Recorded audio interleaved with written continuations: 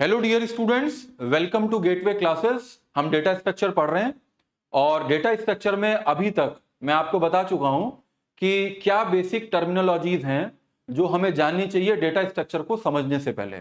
मैं आपको ये बता चुका हूं कि डेटा स्ट्रक्चर क्या होता है, वो कितने तरह का होता है, किसी डेटा स्ट्रक्चर को हम कैसे क्लासीफाई कर सकते हैं डिफरेंट कैटेगरीज के अंदर, कौन कौन से पॉसिबल ऑपरेशंस हैं जो हम डेटा स्ट्रक्चर के ऊपर परफॉर्म कर सकते हैं, कौन कौन से डेटा स्ट्रक्चर हमारे सामने हैं। और आज का हमारा लेक्चर है, that is lecture number 5, introduction to various data structure. कौन कौन से डेटा स्ट्रक्चर हैं हमारे पास और उनका एप्लीकेशन एरिया क्या है।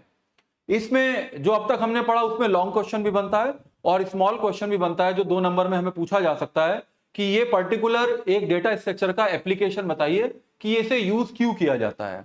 तो आज हम बात करेंगे introduction to various data structures and their application areas. Actual application areas जो रियल वर्ल्ड मॉडलिंग में हम यूज करते हैं वो उसके एप्लीकेशन एरियाज क्या हैं। ये कोर्स बहुत इंपॉर्टेंट है, आपके एग्जामिनेशन पॉइंट ऑफ व्यू से भी इंपॉर्टेंट है, आपके करियर पॉइंट ऑफ व्यू से भी बहुत इंपॉर्टेंट है।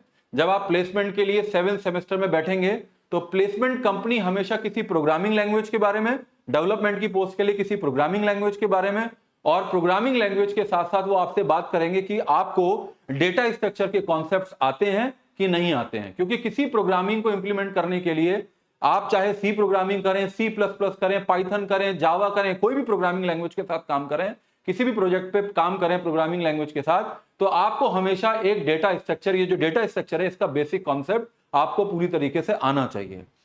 इस लेक्चर को शुरू करने से पहले, that is introduction to various data structure and their application areas, इसको शुरू करने से पहले मैं आपको आज ये बताना चाह रहा हूं कि ये जो डेटा स्ट्रक्चर है उसका एक छोटा सा मैं इंट्रोडक्शन आपको देना चाहता हूं कि वो सिलेबस क्या है और उसमें हम किस किस तरह से किस किस टॉपिक के बारे में पढ़ेंगे। बहुत ज्यादा डिटेल में मैं नहीं जाऊंगा, केवल मैं 2-3 मिनट में आपको बताने की कोशिश करूंगा एक्चुअल सिलेबस है क्या। Okay, let us start the discussion. According to the AKTU, the name of the course is, मैं प्रीवियस अपनी लेक्चर में भी आपको बता चुका हूं, ये जो डेटा स्ट्रक्चर है ये क्या नाम है, डेटा स्ट्रक्चर जिसे आप सब्जेक्ट कहते हैं, इसे आप कोर्स भी कहते हैं। Data structure is a course, B Tech is a programme, MCA is a programme and data structure is the name of the course. तो name of the course is data structure and this course, जैसे कि दूसरे courses भी आपके unit में divide होते हैं, इसी तरीके से ये कोर्स भी आपका, how many units are there, total 5 units are there. Unit number 1, unit number 2, 3, 4 and 5. There are total 5 units. Unit 1 में थोड़ा सा टाइम ज्यादा लगेगा। यूनिट 1 में टाइम क्यों ज्यादा लगेगा, ये बेसिकली 4 टॉपिक हैं इसके अंदर बड़े बड़े। सबसे पहला टॉपिक तो यही है कि डेटा स्ट्रक्चर क्या होता है, उसकी क्या क्या बेसिक टर्मिनोलॉजीज हैं, कौन कौन सी टर्म्स उसके अंदर हम यूज करेंगे, उन सभी बातों को उससे पहले हमें समझना होता है। डेटा स्ट्रक्चर कितने तरह का होता है, डेटा स्ट्रक्चर पे कौन कौन से ऑपरेशंस पॉसिबल हैं, और हम इस यूनिट के अंदर, इस टॉपिक के अंदर हम सबसे पहले ये समझेंगे जितने भी डेटा स्ट्रक्चर हम पढ़ने वाले हैं उनका एक बेसिक आइडिया लेंगे, और बेसिक आइडिया लेने के साथ साथ हम ये पता करेंगे कि उसका एप्लीकेशन एरिया क्या है, हम उसे कहां पे यूज करते हैं। ये बात करने के बाद हम इसके बाद बात करेंगे कि डेटा स्ट्रक्चर क्या होता है, इसके बाद हम बात करेंगे कि एल्गोरिथम क्या होती है। एल्गोरिथम आप सब लोग जानते हो, algorithm is step by step representation of A program logic. किसी प्रोग्राम को लिखने के लिए कुछ ना कुछ स्टेप्स होते हैं जो जनरल लैंग्वेज में, जो हमारी इंग्लिश लैंग्वेज है, कॉपी के अंदर नोटबुक के ऊपर हम जब लिखते हैं तो हम उसे क्या कहते हैं, step by step representation of a logic is known as algorithm. जैसे कि फ्लो चार्ट कहते हैं हम कि pictorial representation of a logic is known as flow chart. तो हमें इसके अंदर एल्गोरिथम, आपको मालूम है यहां पे एल्गोरिथम पढ़ने का एक तरीका है, थोड़ा सा डिफरेंट है कि एल्गोरिथम क्या होता है, वो कितने तरह का होता है, उसकी क्या क्या कैरेक्टरिस्टिक्स होते हैं, और एल्गोरिथम एनालिसिस कैसे करेंगे, हम किसी लॉजिक को एनालिसिस कैसे करेंगे, किस बेसिस पे करेंगे, टाइम कॉम्प्लेक्सिटी क्या होती है, स्पेस कॉम्प्लेक्सिटी क्या होती है, कौन सी एल्गोरिथम अच्छा है। किसी एक लॉजिक को इंप्लीमेंट करने के बहुत सारे तरीके हो सकते हैं, लेकिन कौन सा तरीका सही है वो हम सीखेंगे कि इसे हम कैसे पता करते हैं कि कौन सा तरीका सही है। कॉम्प्लेक्सिटी के बारे में बात करेंगे हम, इसके अंदर एब्स्ट्रैक्ट डेटा टाइप के ऊपर बात करेंगे, ADT के बारे में बात करेंगे, और एल्गोरिथम के बाद हम बात करेंगे सबसे पहले डेटा स्ट्रक्चर, फिर एल्गोरिथम क्या होता है, उसके हम बात करेंगे हम एरेस के बारे में। ये बहुत इंपॉर्टेंट टॉपिक है और एरेस से क्वेश्चन पेपर के अंदर बहुत सारे क्वेश्चंस आते हैं। सी प्रोग्रामिंग में भी आपने एरे पढ़ा है, लेकिन ये उससे आगे की बात है। सारे ऑपरेशन कौन कौन से हैं हम जो एरे के ऊपर परफॉर्म कर सकते हैं, हम एरे को क्रिएट कर सकते हैं, हम एरे के अंदर कोई नया आइटम इंसर्ट कर सकते हैं, हम एरे के अंदर कोई आइटम डिलीट कर सकते हैं, हम एरे के दो एरे को मर्ज कर सकते हैं, हम दो एरे को कॉन्केटिनेट कर सकते हैं, हम किसी बड़े एरे को दो पार्ट में, तीन पार्ट में, एक से ज्यादा पार्ट में स्प्लिट कर सकते हैं, एक एरे को दूसरे एरे में कॉपी कर सकते हैं, हम पूरे एरे को रिवर्स कर सकते हैं, हम पूरे एरे को एक एरे को हम स्वैप कर सकते हैं दूसरे एरे की वैल्यूज के साथ। तो ये बहुत सारे ऑपरेशंस हैं जो हमें अब इस डेटा स्ट्रक्चर के अंदर पढ़ने होंगे और हर एक का एल्गोरिथम लिखना होगा, हर एक का हमें प्रोग्राम लिखना होगा सी के अंदर। तो मैं आपको बिल्कुल डिटेल में बताऊंगा कि कैसे एल्गोरिथम लिखते हैं और कैसे हम सी प्रोग्रामिंग के अंदर इनके प्रोग्राम्स लिखेंगे। कम आता है आपको, कम मालूम है प्रोग्रामिंग में, तो बिल्कुल घबराने की जरूरत नहीं है, क्योंकि मान के चलूंगा कि आपको कम आता है या आप कैसे प्रोग्राम को लिखेंगे, मैं पूरा प्रोग्राम आपको एक्सप्लेन करके दिखाऊंगा और आपके प्रोग्रामिंग स्किल्स बिल्कुल इंप्रूव हो जाएंगे इसके अंदर। जब आप किसी डेटा स्ट्रक्चर का प्रोग्राम लिखेंगे तो आप इजीली लिख पाएंगे, खुद से लिख पाएंगे। और इसके अंदर चौथा जो बहुत बड़ा टॉपिक है, that topic is known as linked list.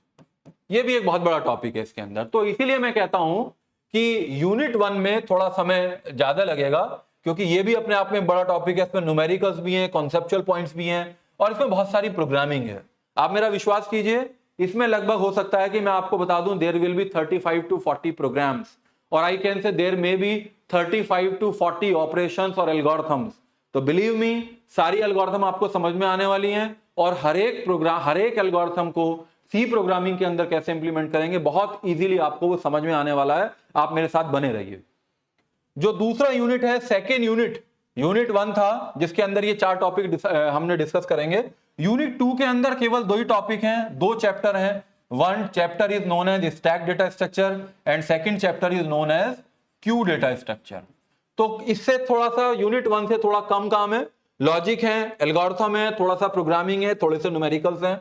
Unit 3 के अंदर हम बात करेंगे 2 ऑपरेशन के बारे में, सर्चिंग, इनके बिना पेपर नहीं बनता है। कुछ 6-7 तरह की, 2-3 तरह की कुछ सर्चिंग एल्गोरिथम है, कैसे ढूंढते हैं हम लोग, और कुछ सॉर्टिंग एल्गोरिथम्स हैं। सॉर्ट करने का मतलब होता है किसी डेटा स्ट्रक्चर को असेंडिंग या किसी लिस्ट को असेंडिंग ऑर्डर में या डिसेंडिंग ऑर्डर में, बढ़ते हुए क्रम में, घटते हुए क्रम में सॉर्ट करना, अरेंज करना। और उसके भी बहुत सारे तरीके हैं, जैसे कि बबल सॉर्ट से कैसे करेंगे, इंसर्शन सॉर्ट से कैसे करेंगे, सिलेक्शन सॉर्ट से कैसे करेंगे, मर्ज सॉर्ट से कैसे करेंगे, हीप सॉर्ट क्या होता है, रेडिक्स सॉर्ट क्या होता है। ये सब हम इसकी एल्गोरिथम पढ़ेंगे और एल्गोरिथम को एग्जीक्यूट करने के लिए हम प्रोग्राम बनाएंगे सी प्रोग्रामिंग के अंदर। चौथा जो चैप्टर है that is graph data structure, और जो 5वां यूनिट है that is known as tree data structure. तो आप देख रहे हैं कि जैसे मैं कह रहा हूं कि यूनिट 1 में थोड़ा टाइम ज्यादा लगने वाला है, बहुत सारे कॉन्सेप्ट आप इसके बारे में पढ़ेंगे। ये भी एक लॉन्ग क्वेश्चन आ सकता है, शॉर्ट क्वेश्चन पूछे जा सकते हैं। एल्गोरिथम से एक शॉर्ट क्वेश्चन या लॉन्ग क्वेश्चन भी आ सकता है। एरे में न्यूमेरिकल पूछा जा सकता है, लिंक लिस्ट के ऑपरेशन पूछे जा सकते हैं, लॉन्ग क्वेश्चन आ सकता है। स्टैक अपने आप में कॉन्सेप्ट जरूर आएगा, इसके बिना क्वेश्चन पेपर नहीं बनता है।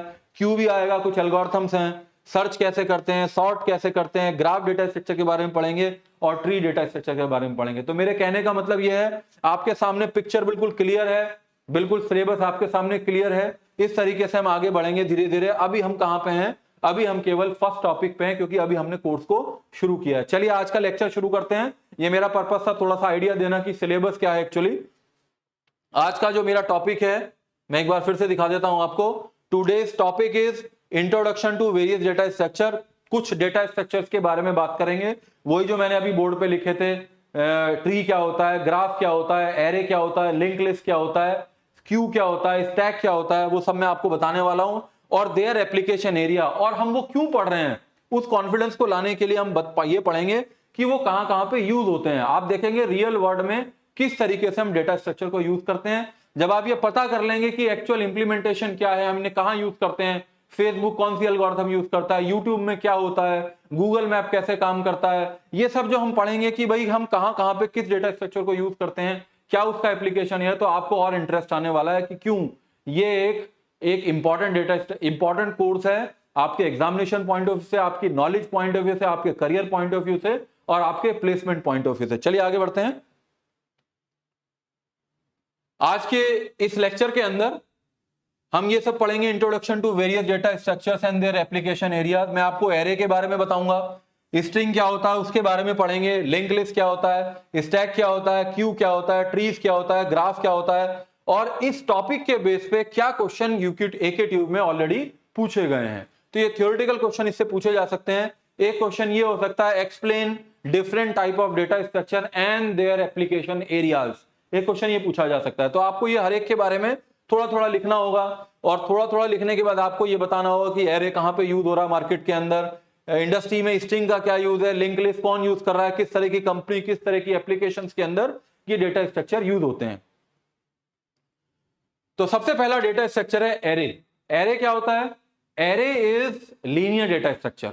मैंने अभी आपको बताया, पिछले लेक्चर पे मैं आपको बता चुका हूं कि दो तरह के डेटा स्ट्रक्चर होते हैं, linear data structure, non linear data structure. एक कैटेगरी है एरे की, एक डेटा स्ट्रक्चर की, linear data structure and non linear data structure. एक कैटेगरी है static data structure, dynamic data structure. एक कैटेगरी है primitive data structure and non primitive data structure. तो we have discuss about the classification of data structure. तो array कैसा data structure है? Array is linear in nature. Array कैसा data structure होता है? Linear होता है। लीनियर का मतलब क्या है? सपोज एक आपने एरे डिक्लेयर किया इंटीजर, सपोज एक एरे आप डिक्लेयर करते हो इंटीजर A5। ये एरे को डिक्लेयर करने का तरीका है सी प्रोग्रामिंग के अंदर। इसमें मैंने क्या डिक्लेयर किया? There is an array A which is of 5 element, all the element will be of integer type. क्योंकि एरे कैसा डेटा स्ट्रक्चर होता है? होमोजीनस होता है। होमोजीनस का मतलब होता है कि सभी जो होंगे एलिमेंट कितने हैं इसके अंदर? इसके अंदर first element, second element, third element, fourth element, fifth element, total there will be 5 element. पहला एलिमेंट होगा A0, second element will be A1, third element will be A2, fourth is A3 and fifth is A4 इस array के अंदर। And all will be of which type? All will contain only integer type of value. All will contain only integer type value, that's why this is homogeneous type of data structure. Homogeneous का मतलब है जिसमें सारी value कैसे होंगी? वो एक ही तरह की होंगी। अगर एक एरे इंटीजर टाइप का है और अगर वो 10 एलिमेंट का है तो 10 के 10 एलिमेंट कैसे होंगे? इंटीजर होंगे। अगर वो करेक्टर है और 5 एलिमेंट है तो all 5 element will be of character type only. तो array is an example of homogeneous data structure, यानी कि सभी एलिमेंट कैसे होते हैं? उसके अंदर सेम टाइप के होते हैं। और ये लीनियर इन नेचर होता है। लीनियर इन नेचर का मतलब है जैसे एरे आपने डिक्लेयर किया A5, तो कुछ इस तरीके से इसे रिप्रेजेंट कर सकते हैं 1 2 3 4 5। 5 लोकेशंस क्या होंगी? ये 0 सबस्क्रिप्ट होगी, 1 होगा, ये 2 होगा, ये 3 होगा, ये 4 होगा। क्यों 0 से? क्यों होता है कि in C programming array always start with 0, इसीलिए एरे को क्या बोलते हैं? Array is a collection of 0 to n-1 element. Array is a collection of 0 to n-1 elements, 0 to n-1, where n is the size of array, where n is the size of array। n क्या है यहाँ पे? 5 है। 0 to n-1 is 0 to 4। इसे subscripted variable भी कहते हैं। Array is also known as subscripted variable. कैसा बोलते हैं इसे? सबस्क्रिप्टेड। यानी कि ये क्या है? ये सबस्क्रिप्ट नंबर 1 है। This is first subscript, second subscript, third sub, which is represented in square brackets. तो 0 पे क्या स्टोर होगा? सपोज आपने इस एरे को डिक्लेयर किया और डिक्लेयर करने के बाद आपने इसे इनिशियलाइज किया। कैसे इनिशियलाइज करते हैं एरे को? सी के अंदर कर्ली ब्रेसेस का यूज करते हैं और उसके बाद सेमीकोलन लगाते हैं। पहला एलिमेंट है सपोज 1, दूसरा है 9, तीसरा है 4, सपोज 5 और सपोज 7। तो ये कैसे स्टोर होंगे?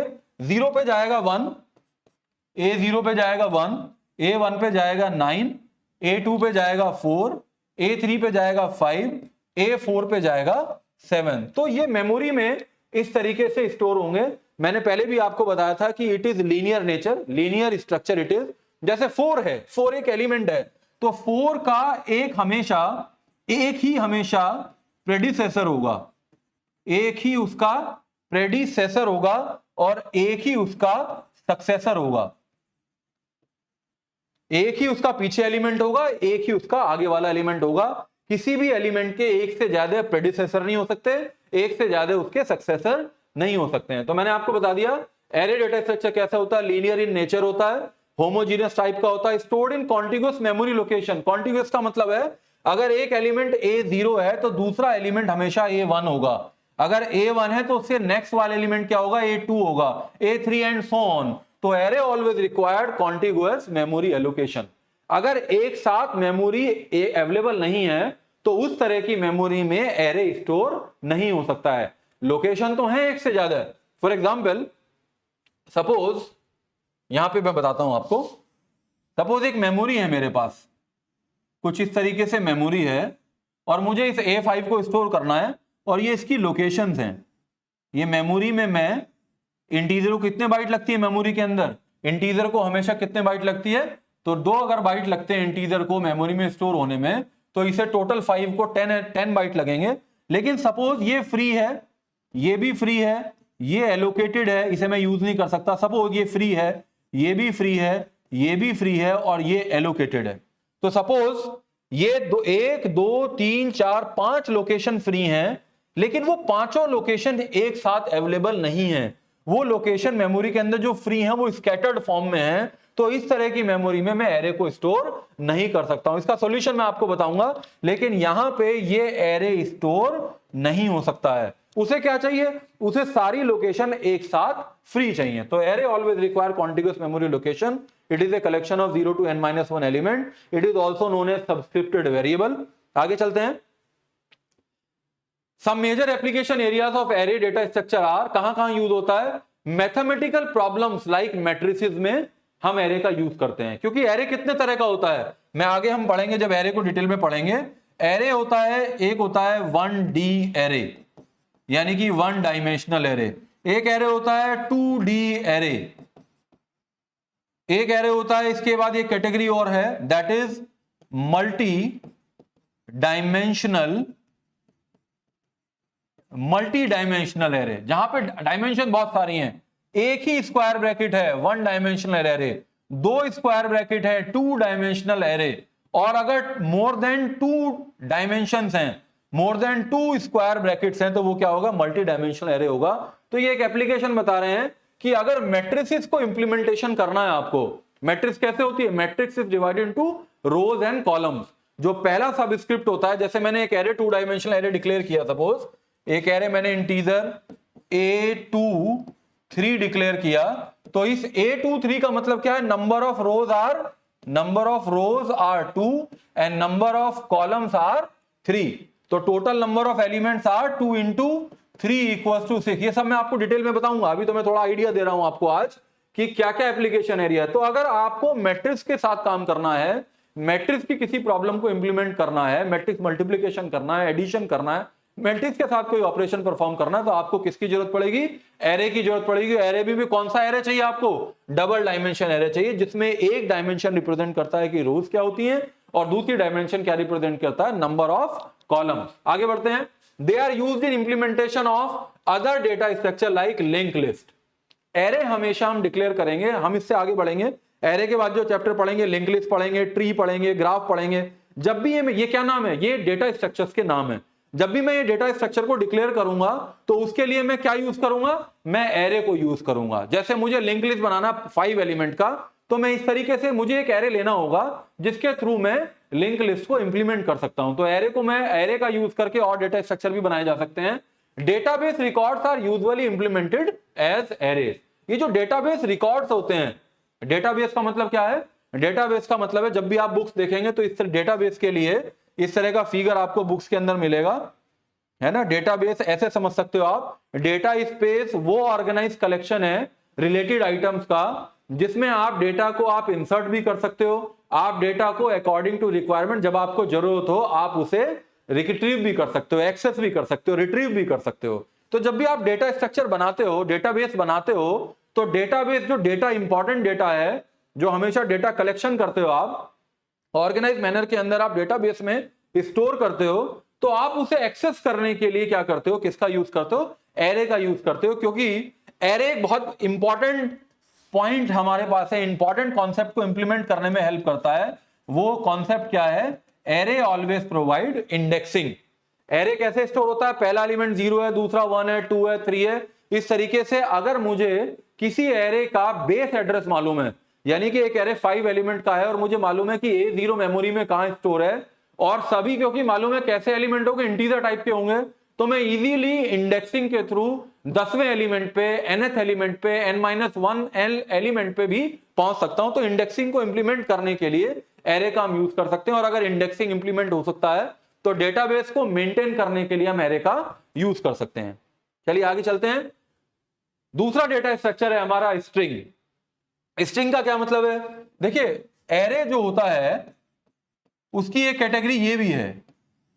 एरे दो तरीके का होता है, एक तो होता है न्यूमेरिक एरे और एक होता है कैरेक्टर एरे। एक है न्यूमेरिक एरे और एक है कैरेक्टर एरे। अगर आपने एरे को इंटीजर डिक्लेयर किया, आपने फ्लोट टाइप का डिक्लेयर किया, आपने डबल टाइप का कोई एरे डिक्लेयर किया, या आपने कोई लॉन्ग इंटीजर टाइप का एरे डिक्लेयर किया, तो आप कह सकते हैं कि वो किस टाइप का है? वो न्यूमेरिक एरे है। लेकिन अगर आप कोई कैर यूज करते हैं, जो सी के अंदर है कैर, आप ऐसे डिक्लेयर करते हैं कैर A10, तो what is this? This is character array. Character array और दिस इज कैरेक्टर एरे और string data structure. Character array and string और स्ट्रिंग डेटा स्ट्रक्चर। बहुत ज्यादा डीप में नहीं जाएंगे, लेकिन ये समझेंगे कि एक स्ट्रिंग डेटा स्ट्रक्चर होता है। This is array of characters. Character का जो एरे है, बहुत सारे कैरेक्टर मिलकर क्या बनाते हैं? स्ट्रिंग बनाते हैं। एक स्ट्रिंग की बहुत फेमस डेफिनेशन है, string is a collection of characters which is always terminated by a special character, that special character is known as null character। लिखा भी यहां पे, collection of character always terminated by a null character, that is null। जैसे अब अगर मैं एक array declare करता हूं, सपोज कैर यूजर का नाम है सपोज, और मैक्सिमम 10 कैरेक्टर हो सकते हैं। मैं ऐसे डिक्लेयर करता हूं, सपोज नाम है KAPIL कपिल। तो ये कैसे स्टोर होगा? ये हमेशा ऐसे स्टोर होगा, क्योंकि array always require contiguous memory location. This is character array. तो कितने कैरेक्टर हैं? 1 2 3 4 5। तो पहला जो होगा 0 पे, 1 2 3 4। तो पहला कैरेक्टर क्या है? K है। ऐसे मैं लिख सकता हूं पहला कैरेक्टर के लिए मैं क्या यूज करता हूं? Single quotes. और स्ट्रिंग के लिए यूज करता हूं डबल कोट। डिटेल में बात करेंगे इसके बारे में। दूसरा कैरेक्टर है A, तीसरा कैरेक्टर है P, चौथा कैरेक्टर है I, पांचवा कैरेक्टर है L, और इसके बाद एक कैरेक्टर और होगा जो ऑटोमेटिकली कंपाइलर स्ट्रिंग के एंड में प्लेस कर देगा। किस लिए? स्ट्रिंग को टर्मिनेट करने के लिए। लास्ट वाला कैरेक्टर क्या होगा? लास्ट वाला कैरेक्टर होगा null character, which is automatically placed by the compiler at the end of string. Part size का पार्ट नहीं होगा। आप ये नहीं कहेंगे इसके अंदर 1 2 3 4 5 6 कैरेक्टर है, नहीं। लेकिन जब भी आप स्ट्रिंग यूज करते हैं तो string is a collection of characters which is always terminated by a special character, that special character is known as null character। तो ये स्ट्रिंग है। स्ट्रिंग के लिए भी क्या है? ये होमोजीनस होता है। ऑब्वियसली होमोजीनस होगा क्योंकि एरे है, तो जितने भी कैरेक्टर हैं वो किस टाइप के हैं? जितने भी डेटा है आपका वो किस टाइप के हैं? वो कैरेक्टर टाइप के हैं। तो सारे कैसे हैं? होमोजीनस हैं, एक जैसे हैं। Stored in contiguous memory allocation. जैसे एरे आपने न्यूमेरिकल अभी पढ़ा, तो ये भी कॉन्टिग्यूअस मेमोरी एलोकेशन के अंदर यूज होता है। एक कैरेक्टर का प्रेडिसेसर होगा, एक उसका सक्सेसर होगा, यानी कि एक उसके पीछे वाला कैरेक्टर होगा, एक उसका आगे वाला कैरेक्टर होगा। और इसके बाद इसके अंदर हमें मालूम होता है कि हम यूज करते हैं string library function. String library functions का क्या मतलब है? स्ट्रिंग लाइब्रेरी फंक्शंस हैं, लाइब्रेरी से बने बनाए मिलते हैं। लाइब्रेरी फंक्शंस वो होते हैं जो पहले से हमें लाइब्रेरी से मिलते हैं, जिसे हम बिल्ट इन फंक्शन भी कहते हैं, जिसे हम रेडीमेड फंक्शंस भी कहते हैं। और दूसरे फंक्शन कौन से होते हैं? जब फंक्शन का चैप्टर आपने पढ़ा होगा सी प्रोग्रामिंग के अंदर, मैं दोबारा आपको उसके बारे में थोड़ा आइडिया दूंगा, क्योंकि अगर फंक्शन आप नहीं जानते होंगे तो आप भी डेटा स्ट्रक्चर, फिर आप डेटा स्ट्रक्चर कोई भी प्रोग्राम नहीं लिख पाओगे। तो मैं आपको बताऊंगा फंक्शन क्या होता है, फंक्शन कैसे लिखते हैं, फंक्शन को लिखने के लिए कौन कौन से स्टेटमेंट का आना जरूरी है, फंक्शन प्रोटोटाइप क्या होता है, फंक्शन कॉल स्टेटमेंट क्या होता है, फंक्शन कॉल और प्रोटोटाइप से अलावा जो डेफिनेशन है जिसके अंदर एक्चुअल इंप्लीमेंटेशन लिखते हैं वो क्या होता है, सारी बात मैं आपको बताऊंगा। तो उससे पहले मैं आपको बताऊंगा कि फंक्शन दो तरह के होते हैं, एक तो लाइब्रेरी फंक्शन होते हैं, एक यूजर डिफाइंड फंक्शन होते हैं। तो इसी तरह के कुछ लाइब्रेरी फंक्शन होते हैं, स्ट्रिंग लाइब्रेरी फंक्शन। आपने सी प्रोग्रामिंग में पढ़े होंगे जैसा कि एक बहुत फेमस स्ट्रिंग लाइब्रेरी फंक्शन है that is strlen function, string की लेंथ कैलकुलेट करने के लिए यूज होता है। एक है आपका strrev फंक्शन, किसी स्ट्रिंग को रिवर्स करने के लिए यूज होता है। एक फंक्शन है आपका strcmp फंक्शन, दो स्ट्रिंग को कंपेयर करने के लिए कौन छोटा है कौन बड़ा है उसके लिए strcmp होता है। इस तरह के बहुत सारे स्ट्रिंग लाइब्रेरी फंक्शंस हैं, उसके बारे में मैं आपको डिटेल में बताऊंगा। तो स्ट्रिंग एक डेटा स्ट्रक्चर है जो एरे ऑफ कैरेक्टर्स है, जो कलेक्शन ऑफ कैरेक्टर है, जो टर्मिनेट होता है स्पेशल कैरेक्टर नल से, जो होमोजीनियस टाइप का होता है, always require contiguous memory allocation, और स्ट्रिंग लाइब्रेरी फंक्शन पहले से बने होते हैं जिन्हें हम यूज करके कोई भी ऑपरेशन स्ट्रिंग के ऊपर परफॉर्म कर सकते हैं। अब हमारा पर्पस क्या है कि इसे यूज कहां करते हैं, application areas of string data structure. बहुत इंपॉर्टेंट मैं बात आपको बताने वाला हूं, बहुत नॉलेज आपको मिलेगी। प्लेगरिज्म चेकर की तरह स्ट्रिंग का डेटा स्ट्रक्चर का यूज होता है, बहुत फेमस है ये वर्ड। रिसर्चर्स क्या करते हैं, हमेशा अपना एक नया पेपर लिखते हैं, अपना रिसर्च करते हैं, अपना रिसर्च आर्टिकल लिखते हैं, या कोई स्टूडेंट फाइनल ईयर के अंदर सीएस का स्टूडेंट अपना एक रिसर्च पेपर लिखता है या प्रोजेक्ट बनाता है, तो उसे पब्लिक करने से पहले, सबमिशन से पहले, किसी को पब्लिक करने से पहले, रिसर्च पेपर को पब्लिक करने से पहले हमेशा रिसर्च पेपर का हमें क्या निकालना पड़ता है, प्लैग दूर करना होता है, प्लेजरिज्म निकालना पड़ता है। प्लेजरिज्म का क्या मतलब है कि जो आपने लिखा है वो किसी और के लिखे हुए का कॉपी तो नहीं है, तो उसको कंफर्म करने के लिए बहुत सारे जो चेकर हैं वो अवेलेबल हैं। जैसे कि बहुत फेमस है एक टर्निटिन है, मैं भी यूज करता हूं टर्निटिन, TURNITIN, टर्निटिन होता है। ग्रामरली आपने नाम सुना होगा, वो भी स्ट्रिंग डेटा स्ट्रक्चर को यूज करता है। तो प्लेगरिज्म चेक करने के लिए, प्लेगरिज्म को पता करने के लिए कि मेरा पेपर, मेरा लिखा हुआ दूसरे से कितना मिलता जुलता है, मेरा डेटा दूसरे के डेटा से कितना मिलता है, वेबसाइट के ऊपर जो टेक्स्ट है कहीं मैंने दूसरे का तो कॉपी नहीं कर दिया है, तो उसके लिए हम क्या यूज करते हैं, प्लेगरिज्म चेकर का यूज करते हैं। और string can be use to find plagiarism in code, आपका कोड कितना अलग है दूसरे से, and contents in a very little amount of time using string matching algorithms. ये कुछ स्ट्रिंग मैचिंग एल्गोरिथम्स हैं। इन स्ट्रिंग मैचिंग एल्गोरिथम को पैटर्न मैचिंग एल्गोरिथम्स भी कहते हैं। तो ये जो पैटर्न मैचिंग एल्गोरिथम है, जो कंटेंट को मैच करता है कि ये एक जैसा तो नहीं है, कितना अलग है, उसमें हम कौन सा डेटा स्ट्रक्चर यूज करते हैं, स्ट्रिंग डेटा स्ट्रक्चर यूज करते हैं। This is the computer could easily tell us the percentage of code, कितना कोड का परसेंटेज एंड टेक्स्ट जो आपने लिखा written by any two users matches by how much percent. तो ये पता करने के लिए बहुत इंपॉर्टेंट एप्लीकेशन है, सभी लोग इसका यूज करते हैं। उसके लिए जो डेटा स्ट्रक्चर मार्केट के अंदर यूज होता है, इंडस्ट्री में जो डेटा स्ट्रक्चर यूज होता है, इस एल्गोरिथम को इंप्लीमेंट करने के लिए डेटा स्ट्रक्चर का नाम क्या है, स्ट्रिंग है। चलो आगे बढ़ते हैं।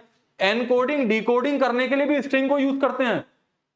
एक लोकेशन से डिजिटल मीडियम का यूज करके डेटा दूसरी लोकेशन पे भेजते हैं, सोर्स से डेटा डेस्टिनेशन पे भेजते हैं। ये बहुत इंपॉर्टेंट पॉइंट मैं आपसे करने वाला हूं, एक बहुत important research area that is cryptography. Cryptography का मतलब है सोर्स से डेस्टिनेशन पे भेजने से पहले जैसा है उसे वैसा मत भेजिए मीडिया पे भेजने से पहले। मतलब मेरठ से दिल्ली अगर आपको डेटा ट्रांसफर करना है, इंडिया से अमेरिका आपको डेटा भेजना है, या एक सोर्स से डेस्टिनेशन पे आपको डेटा भेजना है, तो बीच में आपका डेटा हैक भी हो सकता है। तो आप उसे डेटा को मीडियम के ऊपर डालने से पहले क्या करें, आप उसे साइफर टेक्स्ट के अंदर कन्वर्ट कर दें। आप किस में कन्वर्ट कर दें, साइफर टेक्स्ट में कन्वर्ट कर दें। यानी कि कपिल यहां से भेजो तो कपिल नहीं लिखना चाहिए, आपको उसे कन्वर्ट कर देना चाहिए। उस कन्वर्जन के लिए, उस एनकोडिंग और डिकोडिंग के लिए पहले एनकोड करेंगे। सोर्स जो भेजेगा वो अपने डेटा को बदल देगा, कपिल को कुछ और कर देगा, नंबर में कन्वर्ट कर देगा, स्पेशल कैरेक्टर में कन्वर्ट कर देगा, डॉलर में कन्वर्ट कर देगा, और भेजने के बाद उस लोकेशन पे जहां भेजना है उसे तो वही पता होना चाहिए जो आप भेज रहे हैं, वहां पे डिकोडिंग करने का काम होता है। तो ये encoding, decoding, cipher text generation, ये किस डेटा स्ट्रक्चर को यूज करके होता है, बहुत इंपॉर्टेंट एप्लीकेशन है कंप्यूटर साइंस की।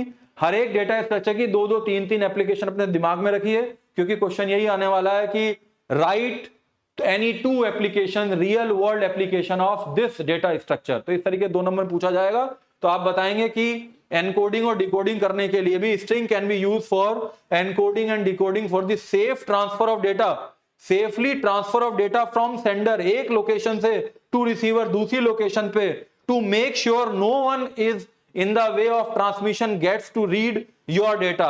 आपको ये इंश्योर करना है कि रास्ते में ऐसा कोई नहीं बैठा है जो आपके डेटा को पढ़ लेगा। आपने बैंक का, अकाउंट का, आपने यहां से अपना पासवर्ड भेजा और वहां पे भाई मैंने बताया पासवर्ड, तो पासवर्ड बीच में पढ़ने वाला कोई नहीं होना चाहिए। They could perform both active and passive attacks. Active and passive attacks, attack कर सकते हैं आपके ऊपर, वो आपके डेटा के ऊपर। कुछ एक्टिव अटैक होते हैं, कुछ पैसिव होते हैं। ट्रोजन हॉर्स एक बहुत फेमस नाम है, वायरस आ सकता है और आपके डेटा को कैप्चर किया जा सकता है, तो पैसिव अटैक हो सकते हैं। The text you transfer as a message get ciphered, पहले आप उसे क्या करो, साइफर करो एट दी सेंडर्स एंड फिर डिकोडेड करो एट दी रिसीवर एंड। पहले यानी कि साइफर्ड का मतलब है पहले आप उसे एनकोड करो, उसे कुछ और बदल दो और फिर दूसरी लोकेशन में भेज के उसे आप डिकोड कर दो। तो ये स्ट्रिंग ऑपरेशन, स्ट्रिंग जो डेटा स्ट्रक्चर है वो इस एप्लीकेशन में बहुत ज्यादा यूज होता है। आप समझ रहे होंगे मेरी बात। डेटा एनालिसिस में भी स्ट्रिंग को यूज करते हैं। क्या पर्पस है, आप डेटा स्ट्रक्चर क्यों पढ़ रहे हो? ये डेटा स्ट्रक्चर आप इसलिए पढ़ रहे हो कि डेटा स्ट्रक्चर वो तरीका है जिसमें आप किसी डेटा को ऑर्गेनाइज करते हो अकॉर्डिंग टू द रिक्वायरमेंट। आप डिफरेंट डेटा स्ट्रक्चर का यूज करके अपने एक डेटा को एक लॉजिकल स्ट्रक्चर प्रोवाइड करते हो, अपने डेटा को लॉजिकल रिलेशनशिप उसके अंदर डेवलप करते हो। तो उसके अंदर उस डेटा के स्ट्रक्चर को बनाने का पर्पस क्या है? आप किसी डेटाबेस को बनाते हो जिससे कि आप उसके बेस पे, उस डेटा के बेस पे फ्यूचर में कोई एनालाइज कर सको, उसके बेस पे कोई आप डिसीजन ले सको और डिसीजन लेके आप जिस ऑर्गेनाइजेशन के लिए काम कर रहे हो उसके लिए कुछ आप बेनिफिशियल काम कर सको। तो डेटा एनालिसिस करने के लिए string can be used to extract meaningful insights from large amount of text data. बहुत सारा डेटा लिखा है, आप उसमें से मीनिंगफुल निकालना चाहते हो, स्ट्रिंग को यूज करोगे। Such as NLP, natural language processing and sentiment analysis, बहुत इंपॉर्टेंट रिसर्च एरिया है सेंटीमेंट एनालिसिस। जो टेक्स्ट आप भेज रहे हो वो पॉजिटिव टाइप का है, वो नेगेटिव टाइप का है, वो न्यूट्रल टाइप का है, तो ये एनालिसिस जो है ये क्या साइंस है? That science is known as sentiment analysis. आपके टेक्स्ट का जो सेंटीमेंट है वो क्या है, वो पॉजिटिव है, नेगेटिव है या वो न्यूट्रल टाइप का, ये पता करने की जो टेक्निक है वो सेंटीमेंट एनालिसिस कहलाती है। और गूगल कर सकते हैं आप इन बातों को, आपकी नॉलेज इंप्रूव होगी, आप इंटरव्यू में बहुत अच्छा डिस्कशन कर पाएंगे कि सेंटीमेंट एनालिसिस क्या होता है। उस काम को करने के लिए भी कौन सा डेटा स्ट्रक्चर यूज करते हैं? स्ट्रिंग डेटा स्ट्रक्चर हम यूज करते हैं। आगे चलते हैं, स्पैम डिटेक्शन, ये वर्ड आपने सुना होगा, स्पैम। मेल के अंदर स्पैम आ जाता है, कुछ आपकी ईमेल्स स्पैम में चली जाती हैं, उसको भी डिटेक्शन करने के लिए कौन सा डेटा स्ट्रक्चर यूज करते हैं? String can be used to serve as a spam detection system as the concept of string matching algorithm will be applied here. वो जो स्पैम है उसके ऊपर कौन सी एल्गोरिथम लगेगी? स्ट्रिंग मैचिंग एल्गोरिथम लगेगी। स्पैम का मतलब है अनवांटेड ईमेल, वो किस में चली जाती हैं? स्पैम में चली जाती हैं। Could cause great financial loss, ये जो मेल्स हैं इनको अगर आप एक्टिवेट करते हो तो आपको फाइनेंशियल लॉस हो सकता है किसी ऑर्गेनाइजेशन को। All the spam filter use the concept of string matching to identify and to discard this spam. वो पता करने के लिए कौन सा डेटा स्ट्रक्चर यूज करते हैं कि आपका कोई स्पैम तो नहीं आ गया है, उसको पता करने के लिए स्ट्रिंग डेटा स्ट्रक्चर का यूज करते हैं। दूसरा आगे देखिए, बायो इन्फॉर्मेटिक्स के अंदर भी स्ट्रिंग को यूज करते हैं। String can be use in the field of bio informatics, जिसके अंदर आप डीएनए के ऊपर काम करते हैं, जेनेटिक्स के ऊपर आप काम करते हैं, जेनेटिक एल्गोरिथम के ऊपर आप काम करते हैं, आरएनए, डीएनए, बहुत सारा ह्यूज अमाउंट में डेटा होता है, उसको मेंटेन करने के लिए, उसके ऊपर काम करने के लिए हम स्ट्रिंग मैचिंग मॉड्यूल का यूज करते हैं, यानी कि स्ट्रिंग डेटा स्ट्रक्चर को यूज करते हैं regarding genetic sequences and to find the patterns in the DNA. तो पैटर्न मैचिंग एल्गोरिथम का यूज करते हैं, और पैटर्न मैचिंग एल्गोरिथम को किसमें यूज करते हैं? स्ट्रिंग डेटा स्ट्रक्चर के अंदर यूज करते हैं। देखिए बहुत इंटरेस्टिंग टॉपिक चल रहा है, आपकी नॉलेज इंप्रूव हो रही है, आपका डिस्कशन इंप्रूव हो रहा है। आगे चलते हैं, और क्या डेटा स्ट्रक्चर का तीसरा डेटा स्ट्रक्चर है, दैट इज लिंक लिस्ट। पहला पढ़ा एरे क्या होता है, क्या एप्लीकेशन है। दूसरा पढ़ा स्ट्रिंग क्या होता है, क्या एप्लीकेशन है। पढ़ते हैं लिंक लिस्ट क्या होता है। मैंने अभी आपको एक बात बताई थी कि अगर एक सपोज मैंने एक एरे डिक्लेयर किया इंटीजर टाइप का विच इज ऑफ 3 एलिमेंट्स। अभी मैंने आपको बताया था 5 लिया था, अब मैंने थोड़ा छोटा कर दिया, मैंने 3 कह रहा हूं। 3 एलिमेंट्स है सपोज आपके पास, तो 3 एलिमेंट्स को, सपोज ये मेमोरी है मेरे पास एक, मैं फिर मेमोरी पे आ गया। अल्टीमेट आपको किसी डेटा स्ट्रक्चर के साथ काम करना है तो उसके एग्जीक्यूशन के लिए कुछ टाइम लगेगा और मेमोरी में कुछ स्पेस की रन करने के लिए, एग्जीक्यूशन करने के लिए स्पेस की रिक्वायरमेंट होगी। दो बातें होती हैं जिसे हम टाइम कॉम्प्लेक्सिटी और स्पेस कॉम्प्लेक्सिटी के नाम से जानते हैं। जब एल्गोरिथम पढ़ेंगे तो क्लियर हो जाएगा। तो सपोज मेरे पास मेमोरी में इस तरीके से मुझे 5 लोकेशन दिखाई दे रही हैं। This location is free, this is also free, but this is allocated, you cannot use, you cannot store any element on this location. This is also allocated, you cannot store, and this is also free. Can you store this type of data structure in this memory? you cannot store array in this type of memory because array always require contiguous memory allocation. If the memory is available in scattered form in this type of memory, this type of array cannot be stored. क्या solution है? Solution ये है कि हमें link list के साथ काम करना चाहिए. इस तरह की मेमोरी को यूज करने के लिए हम लिंक लिस्ट के साथ काम करते हैं. जैसे कि पहला एलिमेंट है वो यहां पे स्टोर होगा और चूंकि दूसरा एलिमेंट पता नहीं कहां होगा मेमोरी में, तो इस एलिमेंट को यह पता होगा कि दूसरा एलिमेंट कहां होगा. यानी कि इस एलिमेंट के पास एक चीज और होगी, इसके पास एड्रेस होगा कि दूसरा कहां है. भाई दूसरा यहां पे है. फिर ये दूसरे एलिमेंट में वैल्यू स्टोर होगी क्योंकि ये फ्री है. फिर दूसरे वाले को भी ये भी पता होगा कि तीसरा कहां पे स्टोर होगा, तो ये सीधा कहां पे चला जाएगा, तीसरे वाले के पास चला जाएगा. क्योंकि मुझे 3 ही एलिमेंट स्टोर करने हैं तो एक वैल्यू स्टोर होगी क्योंकि लोकेशन फ्री है. और लास्ट वाले में क्या होगा, लास्ट वाला ये बताएगा भी आगे कुछ नहीं है, नल है. तो लिंक लिस्ट की फर्स्ट नोड क्या है, वो ये है, फिर ये दूसरा है, फिर ये तीसरा है. तो ये क्या है तरीका, ये एक तरीका है ऐसी मेमोरी को यूज करने का जो कॉन्टिग्यूअस मैनर में नहीं है, अलग अलग जगह पे स्कैटर्ड फॉर्म में स्पेसेस अवेलेबल हैं. तो उस तरह की मेमोरी को यूज करने का तरीका क्या है, उसके लिए हम एक डायनेमिक डेटा स्ट्रक्चर पढ़ते हैं. That data structure is known as linked list. एक ऐसी लिस्ट जो आपस में लिंक है, एक ऐसी लिस्ट जो आपस में लिंक है. लिंक कैसे है, एक को पता दूसरा कहां है, दूसरे को पता तीसरा कहां है, तीसरे को पता चौथा कहां है, और लास्ट वाला ये बताता है कि मैं मेरे बाद कुछ नहीं है. उसके लिए वो क्या यूज करता है कि नल है, उसके पास क्या है, वो नल है. क्या है link list? A sequence of data records that in each record there is a field that contains a reference to the next record in the sequence. जैसे कि इसमें बताया कि हर एक रिकॉर्ड, ये एक पर्टिकुलर रिकॉर्ड है, ये एक रिकॉर्ड है पर्टिकुलर, और उस रिकॉर्ड के अंदर दो चीजें होंगी. एक तो उसका जो इंफॉर्मेशन है जिसे आप स्टोर करना चाहते हो, वो किसी भी टाइप का हो सकता है, वो कैरेक्टर टाइप का हो सकता है, वो फ्लोट टाइप का हो सकता है, वो इंटीजर टाइप का हो सकता है, वो किसी भी टाइप का हो सकता है. लेकिन एक इंफॉर्मेशन और क्या होगी, एक एड्रेस भी होगा. इस एड्रेस में क्या बताएगा कि नेक्स्ट वाला जो डेटा है वो कहां स्टोर है, और ये किस टाइप का होगा, ये हमेशा पॉइंटर टाइप का होगा. तो मैं आपको बताऊंगा लिंक लिस्ट पढ़ने से पहले मैं आपको कॉन्सेप्ट पूरा बताऊंगा पॉइंटर का, कि हम पॉइंटर का यूज करके कैसे डायनेमिक डेटा स्ट्रक्चर बना सकते हैं. तो यही बात इन्होंने कही, sequence of data record such that in each record there is a field that contains a reference, address करता है to the next record in the sequence. हमेशा एक इंफॉर्मेशन होगा और नेक्स्ट वाले का एड्रेस होगा. Use to implement other important data structure. दूसरे डेटा स्ट्रक्चर को बनाने के लिए अगर मुझे कोई डायनेमिक डेटा स्ट्रक्चर बनाना है तो मैं लिंक लिस्ट का यूज कर सकता हूं. Use to implement other important data structures. Data can be stored at discontinuous location. Discontinuous location, कैसी लोकेशन है ये, डिसकंटीन्यूअस है. एक यहां है, एक यहां है, एक यहां है, एक यहां है. तो लिंक लिस्ट ही वो डेटा स्ट्रक्चर है जिसका मैं यूज करके डिसकंटीन्यूअस जो लोकेशन है उनका यूज कर सकता हूं, वेस्ट होने से बचा सकता हूं. कितने तरह का होता है, सिंगली लिंक लिस्ट क्या होता है, डबली लिंक लिस्ट क्या होता है, सिंगली सर्कुलर होता है, डबली सर्कुलर होता है. थोड़ा थोड़ा मैं इसका आइडिया देता हूं आपको. सिंगली लिंक लिस्ट का मतलब क्या है, सिंगली लिंक लिस्ट इस तरीके से बनती है जैसे एक ये नोड है, इसे नोड बोलते हैं. लिंक लिस्ट के अंदर इसे नोड बोलते हैं क्योंकि इसके बाद दो चीजें होती हैं, एक तो उसका इंफॉर्मेशन पार्ट होता है, एक एड्रेस पार्ट होता है. ये अगर ये सिंगली लिंक लिस्ट है तो ये कुछ इस तरीके की होगी कि इसमें एक इंफॉर्मेशन होगा, एक एड्रेस होगा. इस एड्रेस का मतलब है नेक्स्ट वाली नोड. इस तरीके से इसमें एक इन्फो पार्ट होगा और एक एड्रेस पार्ट होगा. लास्ट वाले में क्या होगा, लास्ट वाले में नल होगा. मैं इस तरीके से रिप्रेजेंट कर सकते हैं कि लास्ट वाले में क्या होगा, नल होगा. तो this is singly link list जिसमें एक नोड में एक इंफॉर्मेशन पार्ट होता है और एक ही एड्रेस पार्ट होता है. This is known as singly link list. Doubly link list क्या होता है, डबली लिंक लिस्ट में दो एड्रेसेस होते हैं. डबली लिंक लिस्ट में क्या होता है, एक तो इन्फो पार्ट होता है, एक एड्रेस होता है जिसमें एड्रेस होता है नेक्स्ट वाली नोड का कि वो नेक्स्ट कहां पे है मेमोरी के अंदर. इसमें एक इंफॉर्मेशन पार्ट हो गया जिसमें एक एड्रेस होता है कि नेक्स्ट वाली नोड कहां पे है. जैसे अभी आपने सिंगली लिस्ट बनाई थी, लास्ट वाली नोड के नेक्स्ट पार्ट में नल होगा, ये इंफॉर्मेशन पार्ट होगा. लेकिन इसमें साथ साथ हर एक नोड में प्रीवियस वाली नोड कौन सी है, यानी कि ये तो नेक्स्ट पार्ट है और ये प्री पार्ट है. इस तरीके से रखते हैं हम इसके अंदर. अब ये नेक्स्ट क्या है, नेक्स्ट में नेक्स्ट का एड्रेस होगा और प्री में प्रीवियस का होगा. अगर पहली नोड है तो प्री में क्या होगा, नल होगा कि भाई इससे पहले कुछ नहीं है.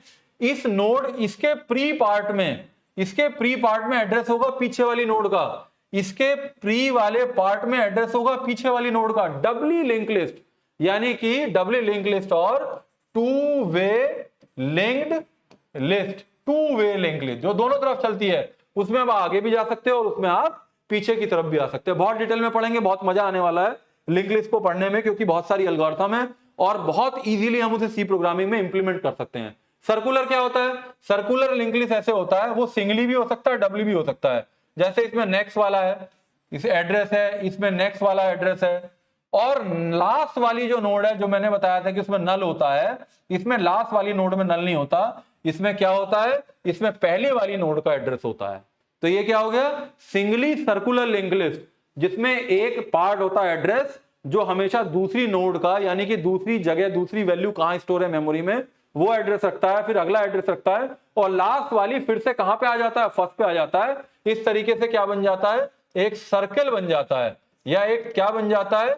एक सर्किट बन जाता है। तो इस तरीके से क्या होता है? सर्कुलर लिंक लिस्ट होती है, जो दो तरह की होती है। सिंगली सर्कुलर मैंने अभी बताया आपको, और दूसरा क्या होता है? डबली सर्कुलर, यानी कि एक नोड में, जैसे ये नोड है, इसके दो एड्रेस पार्ट हैं, एक इंफॉर्मेशन है 5 है, सपोज इसमें एड्रेस है इसका, इसमें इसका, और इसमें सपोज एक एड्रेस इसका पीछे वाले का है, और इसमें एड्रेस है इसका, इसकी वैल्यू है सपोज 6, इसमें एड्रेस है नेक्स्ट वाले का, और इसकी वैल्यू है सपोज 7, और इसमें एड्रेस है इसका, इसमें इसके नेक्स्ट में एड्रेस है पहले वाली नोड का, और इसके प्री में एड्रेस है लास्ट वाली नोड का। तो ये क्या हो जाएगा? ये होगा डबली भी है और सर्कुलर भी है। This is known as doubly circular link list. तो ये हम पूरा चैप्टर पढ़ेंगे। लिंक लिस्ट एक बहुत इंपॉर्टेंट डेटा स्ट्रक्चर है, डायनेमिक डेटा, पहला डायनेमिक डेटा स्ट्रक्चर है। दो तरह के डेटा स्ट्रक्चर है, स्टैटिक डेटा स्ट्रक्चर और डायनेमिक डेटा स्ट्रक्चर। एरे है स्टैटिक डेटा स्ट्रक्चर। एरे के कुछ ड्रॉबैक है, उनको ओवरकम करने के लिए हम लिंक लिस्ट डेटा स्ट्रक्चर के साथ काम करते हैं। तो लिंक लिस्ट डेटा स्ट्रक्चर में singly circular, singly link list, doubly link list, singly circular, doubly circular, हम ये सब पढ़ेंगे, डिटेल में पढ़ेंगे। अब बात करते हैं कि इसका यूज कहां पे होता है, इसके एप्लीकेशन एरियाज क्या है। अगर आपको स्टैक बनाना है, क्यू बनाना है, तो लिंक लिस्ट का हम यूज करते हैं। अगर आपको ग्राफ डेटा स्ट्रक्चर इंप्लीमेंट करना है, तो भी लिंक लिस्ट का यूज करते हैं। अगर आपको डायनेमिक मेमोरी एलोकेशन के साथ काम करना है, तो भी लिंक लिस्ट का यूज करते हैं। मैंने भी आपको बताया था कि जहां जहां पे फ्री हैं, लेकिन वो एक कॉन्टिग्यूअस मैनर में नहीं है, तो एरे वो डेटा स्ट्रक्चर है जो उस तरह की मेमोरी को यूटिलाइज नहीं कर सकता। लेकिन अगर बहुत बड़ी मेमोरी है, बहुत सारा स्पेस अवेलेबल है, but that space is not available in the contiguous manner, that is available in scattered form, उस तरह के लिए मेमोरी को यूज करने के लिए, एक डायनेमिक मेमोरी एलोकेशन करने के लिए लिंक लिस्ट का यूज करते हैं। स्पार्स मैट्रिक्स को इंप्लीमेंट करने के लिए भी लिंक लिस्ट का यूज करते हैं। स्पार्स मैट्रिक्स कैसे होती है? जैसे मैंने अभी आपको बताया, मैट्रिक्स का क्या मतलब है? मैट्रिक्स का मतलब है जो रो और कॉलम की फॉर्म में होता है। तो एक मैट्रिक्स ऐसी है जिसमें सपोज 5x5 की मैट्रिक्स है। 5x5 की मैट्रिक्स का मतलब है टोटल नंबर ऑफ एलिमेंट कितने हैं? 25 एलिमेंट हो गए, यानी कि 5 रो हो गई, 5 कॉलम हो गई। तो बना के देख लीजिए, how many element will be there? Total 25 element will be there. लेकिन अगर मैं आप कहता हूं कि उन 25 एलिमेंट में से 2 ही एलिमेंट ऐसे हैं जो नॉन जीरो हैं, और बाकी 23 एलिमेंट ऐसे हैं जो सबकी वैल्यू 0 है, तो यहां पे एक तरीका है, इस तरह की मैट्रिक्स को क्या बोलते हैं? स्पार्स मैट्रिक्स बोलते हैं, जिसमें ज्यादातर एलिमेंट कैसे होते हैं? 0 एलिमेंट होते हैं, बहुत कम होते हैं जो कि नॉन जीरो एलिमेंट होते हैं। तो उस तरह की मैट्रिक्स को रिप्रेजेंट करने के लिए, उस तरह की मैट्रिक्स को एक ऑर्डिनरी एक दूसरी मैट्रिक्स में कन्वर्ट करने के लिए लिंक लिस्ट डेटा स्ट्रक्चर का यूज किया जाता है। Matrix of order 1/n which has the number of zero values strictly, जिसमें जीरो वैल्यू बहुत सारी होती हैं, greater than the number of non zero values. एक ऐसी मैट्रिक्स जिसमें जो नॉन जीरो वैल्यू होती हैं वो कम होती हैं और जीरो वैल्यू ज्यादा होती हैं, उस तरह की मैट्रिक्स को स्पार्स मैट्रिक्स कहते हैं। इस तरह की मैट्रिक्स को रिप्रेजेंट करने के लिए, यूज करने के लिए, एफिशिएंट मैनर के अंदर कन्वर्जन करने के लिए हम किसका यूज करते हैं? हम लिंक लिस्ट डेटा स्ट्रक्चर का यूज करेंगे।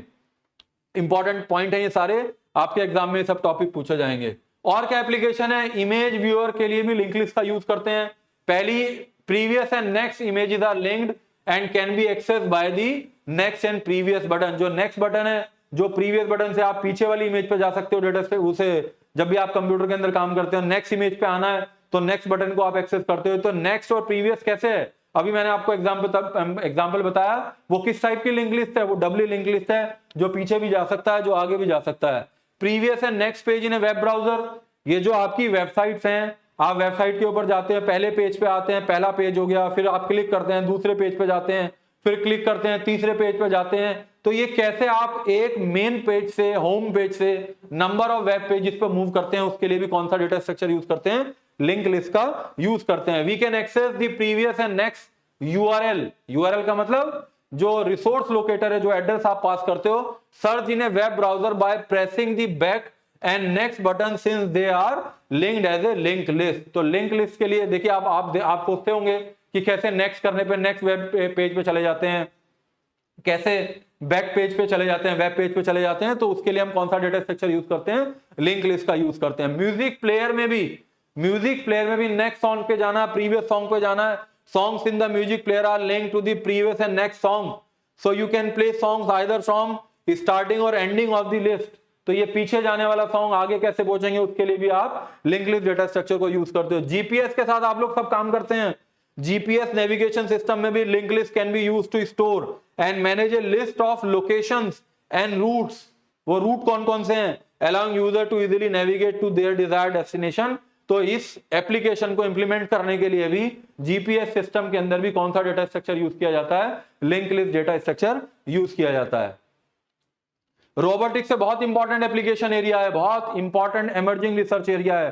क्या होता है रोबोटिक्स, एक छोटी सी एग्जांपल, एक डेफिनेशन मुझे हमेशा याद रहती है, ये एक ऐसी ब्रांच है, कंप्यूटर साइंस की ब्रांच भी कह सकते हैं आप, एक इंटरडिसिप्लिनरी ब्रांच भी कह सकते हैं, क्योंकि रोबोटिक्स के अंदर, इस एरिया के अंदर सीएस वाले भी काम करते हैं, इलेक्ट्रॉनिक्स एंड कम्युनिकेशन वाले लोग भी काम करते हैं, इलेक्ट्रिकल इंजीनियरिंग के लोग भी काम करते हैं। तो एक मल्टी डिसिप्लिनरी एरिया है, और आप कह सकते हैं this is the branch of computer science where we try to give some decision power to the artificial thing. ये टेबल चलने लगे, ये रोबोट चलने लगे, रोबोट सोचने लगे, आपकी प्रोग्रामिंग के अकॉर्डिंग वो चाय बनाने लगे, आपके अकॉर्डिंग वो कुछ काम करने लगे, पौधों के अंदर पानी देने लगे, घर पे आने से पहले आपके स्विच ऑन हो जाएं, आपके लिए पानी गर्म होना शुरू हो जाए, नहाना, आप सोचें गाड़ी में बैठ के कि मैं जो है गर्म पानी से घर पे जाके नहाऊंगा, तो घर पे पहुंचने तक आपका वो पानी उसी टेम्परेचर तक वो गर्म हो जाए। तो ये सब कुछ पॉसिबल है किस एरिया के अंदर, रोबोट इसके अंदर पॉसिबल है। Link list can be used to implement control system for robot. Robot का जो कंट्रोल सिस्टम है उसे बनाने के लिए कौन सा डेटा स्ट्रक्चर यूज करते हैं, लिंक लिस्ट यूज करते हैं। Allowing them to navigate and interact with their environment, जो वो किस एनवायरमेंट में काम करते हैं उसको इंप्लीमेंट करने के लिए कौन सा डेटा स्ट्रक्चर यूज करते हैं, लिंक लिस्ट यूज करते हैं। टास्क शेड्यूलिंग के अंदर भी ऑपरेटिंग सिस्टम कैसे काम करता है, ऑपरेटिंग सिस्टम का काम क्या है, रिसोर्स एलोकेशन का काम है।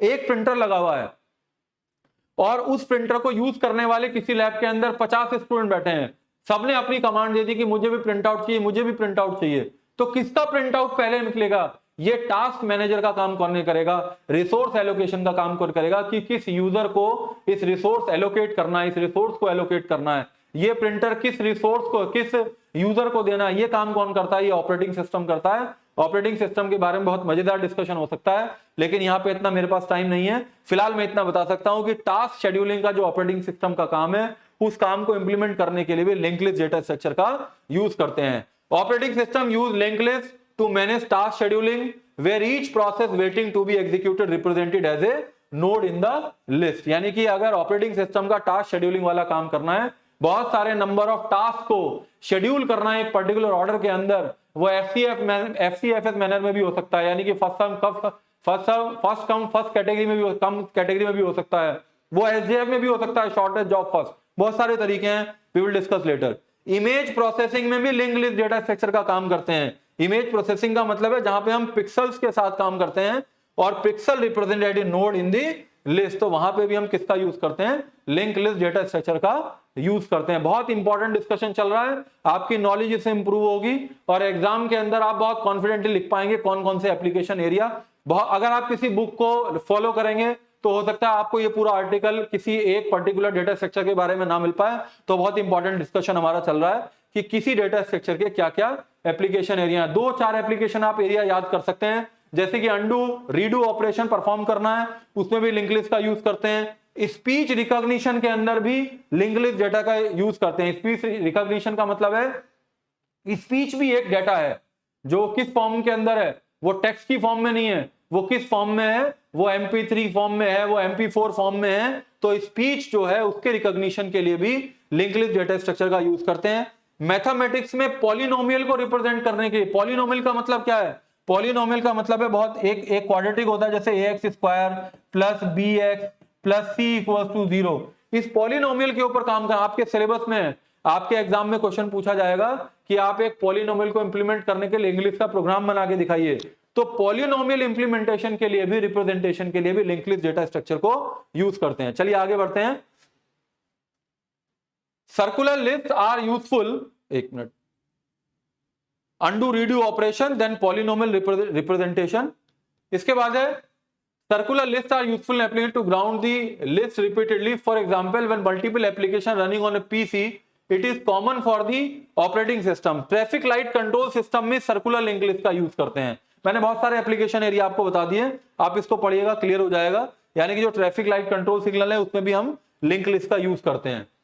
अगला डेटा स्ट्रक्चर पढ़ते हैं, बहुत इंपॉर्टेंट डेटा स्ट्रक्चर है स्टैक डेटा स्ट्रक्चर, जो लीनियर होता है नेचर के अंदर। जैसे मैं एग्जांपल बताता हूं, आप एक प्लेट रखते हैं, फिर दूसरी प्लेट इसके ऊपर रखते हैं, फिर तीसरी प्लेट इसके ऊपर रखते हैं, चौथी प्लेट इसके ऊपर रखते हैं। क्या कॉन्सेप्ट इंप्लीमेंट कर रहे हैं आप? इंप्लीमेंट करते हैं last in first out.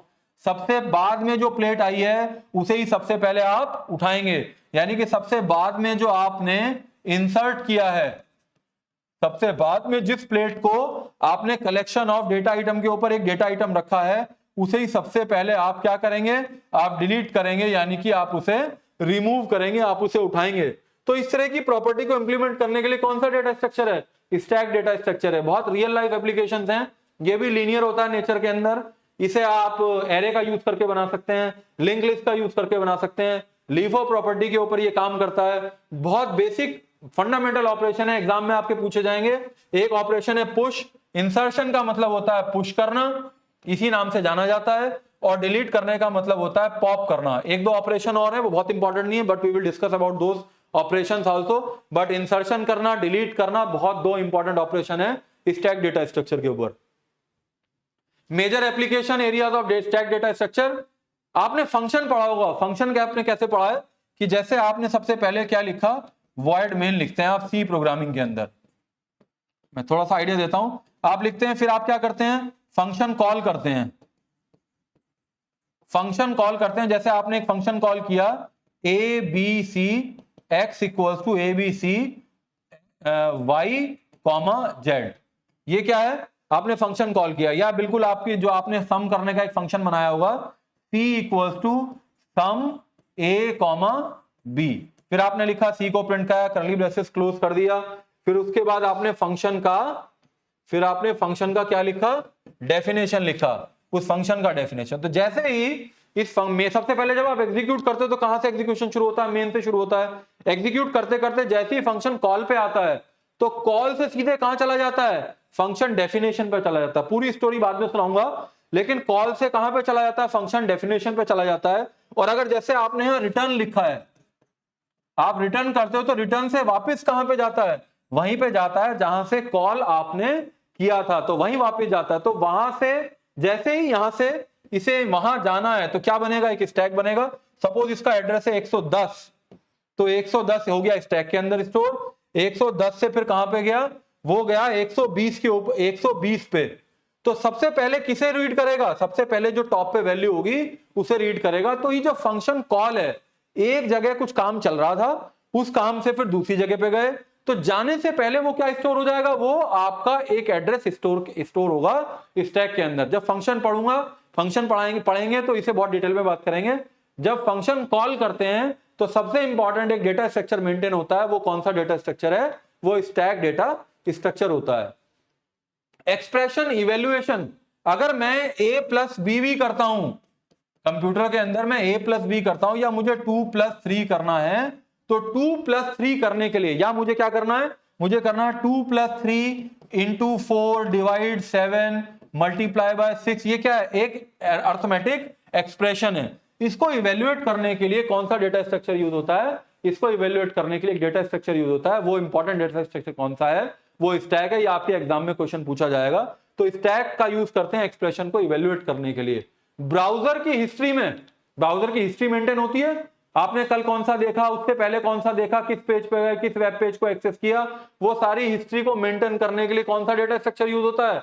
Stack data structure होता है। Web browser use stack to keep track of the web pages you visit. Each time you visit a new page, the URL is pushed on to the stack. जैसे ही आपने किसी URL को access किया, वो stack के अंदर चला जाता है। And when you hit the back button, जैसे ही बैक बटन होता है तो वो यूआरएल स्टैक के टॉप पे होता है, उसे रीड करता है और वापस वहीं पे आता है जहां पे आप थे। Stack of books in a book shop, book shop में जो बुक रखते हैं वो भी स्टैक डेटा स्ट्रक्चर का यूज करके करते हैं। अंडू रीडी ऑपरेशन को इंप्लीमेंट करने के लिए टेक्स्ट एडिटर में तो भी स्टैक डेटा स्ट्रक्चर का यूज कर रहे हैं। मैंने भी बताया हिस्ट्री करनी है वेब ब्राउजर की तो उसके लिए भी स्टैक डेटा स्ट्रक्चर यूज करते हैं। आपके मोबाइल के अंदर कॉल लॉग बनता है, ईमेल का रिकॉर्ड आता है, Google photos in any gallery are also stored in the form of stack. यानी कि इन सभी एप्लीकेशंस के अंदर कौन सा डेटा स्ट्रक्चर यूज होता है? Stack data structure.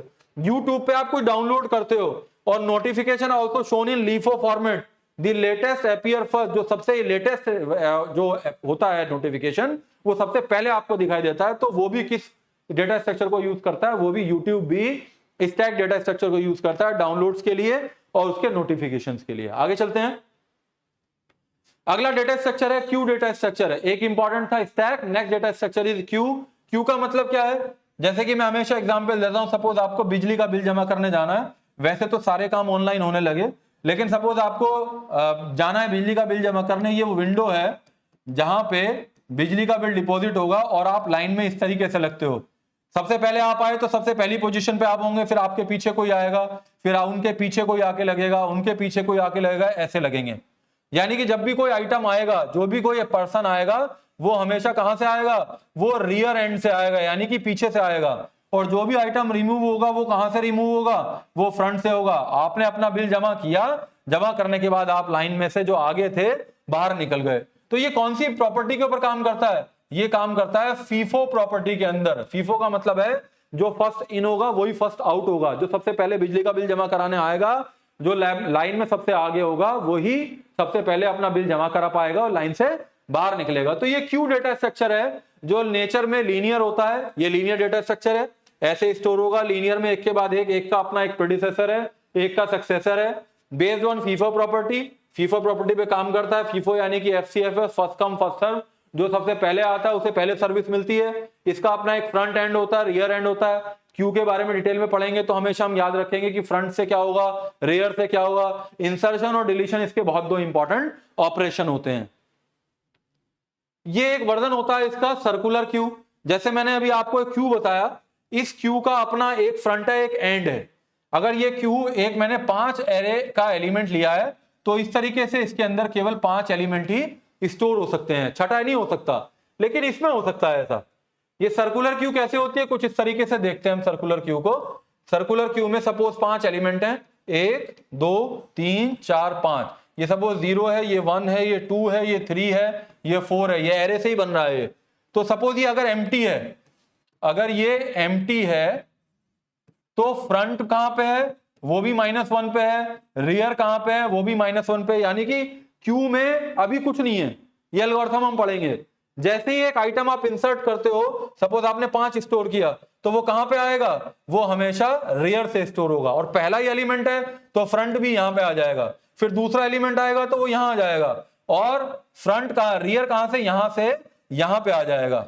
फिर तीसरा एलिमेंट आएगा तो यहां आ जाएगा, रियर यहां से यहां पे आ जाएगा। इस तरीके से आगे बढ़ता रहेगा। फिर एक एलिमेंट और आएगा सपोज 44, तो रियर यहां पे आ जाएगा। सर्कुलर क्यों नहीं पढ़ा रहा मैं आपको, मैं थोड़ा आइडिया दे रहा हूं आपको। फिर एक रियर आगे बढ़ेगा, रियर यहां आएगा, रियर पे एक आइटम इंसर्ट हो जाएगा। अब आप देख रहे हो क्या ये फुल है?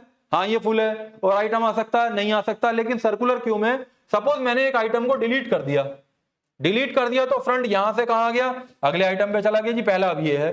तो क्या मैं इसमें कुछ इंसर्ट कर सकता हूं? हाँ कर सकता हूं। मैं मैक्सिमम साइज के बराबर होने के बाद भी जो हमारा रियर है वो मैक्सिमम साइज के बराबर होने के बाद भी, या मैक्सिमम साइज -1 होने के बाद भी वो आगे बढ़ सकता है, वो यहां आ सकता है और यहां पे कोई आइटम इंसर्ट हो सकता है। तो ये सर्कुलर क्यू है जो नो एंड ऑफ क्यू है, जिसका कोई एंड नहीं होता है।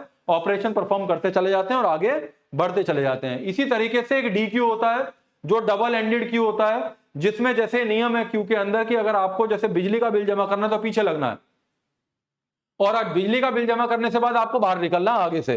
तो ये फिक्स है कि कोई भी आइटम इंसर्ट होगा तो वो कहां से होगा? वो रेयर से होगा। कोई आइटम डिलीट होगा तो कहां से होगा? फ्रंट से होगा।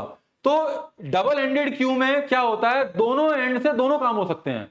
Double ended queue, D Q, double ended queue, D Q है टेल क्यू, दोनों काम हो सकते हैं, आगे से भी हो सकता है इंसर्शन, आगे से भी डिलीशन आगे से भी हो सकता है, इसी तरह इंसर्शन डिलीशन पीछे से भी हो सकता है। तो इसके बारे में डिटेल में बात करेंगे, लेकिन एक सर्कुलर क्यू होता है, एक डी क्यू होता है, इसी तरीके से एक प्रायोरिटी क्यू होता है। प्रायोरिटी क्यू में क्या होता है, हर एक एलिमेंट के साथ उसका एक प्रायोरिटी नंबर होता है।